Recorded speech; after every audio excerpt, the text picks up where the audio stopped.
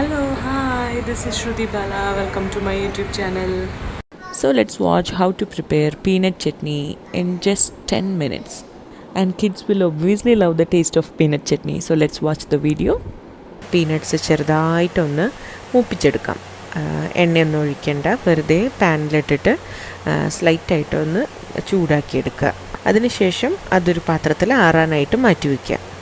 Pan നല്ലവണ്ണം ചൂടായതിന് ശേഷം അതിലേക്ക് വെളിച്ചെണ്ണ ഒഴിച്ചിട്ട് ഒന്ന് ചൂടാവുമ്പോൾ കുറച്ച് ജീരകം, കുറച്ച് ഉഴുന്നുപരിപ്പ് അതിട്ടിട്ട് ഒന്ന് മൂപ്പിച്ചെടുക്കുക സ്ലൈറ്റായിട്ട്.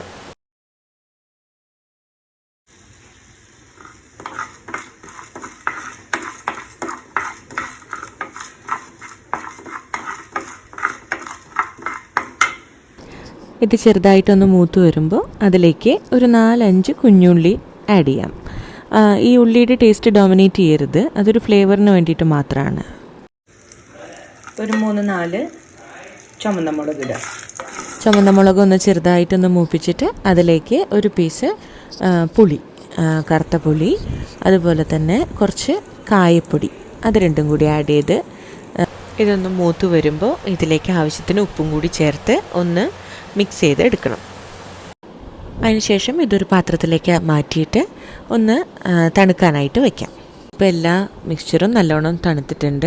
ഇനി നമുക്ക് കപ്പലണ്ടിയുടെ കൂടെ നമ്മൾ വറുത്ത് വെച്ചിരിക്കുന്ന എല്ലാ മിക്സ്ചറും കൂടിയിട്ട് നല്ലോണം ചേർത്ത് കുറേശ്ശെ വെള്ളം ഒഴിച്ചിട്ട് ബാച്ചായിട്ട് വെള്ളം ഒഴിച്ചിട്ട് നല്ലോണം തിക്കായിട്ട് ഒന്ന് അരച്ചെടുക്കണം.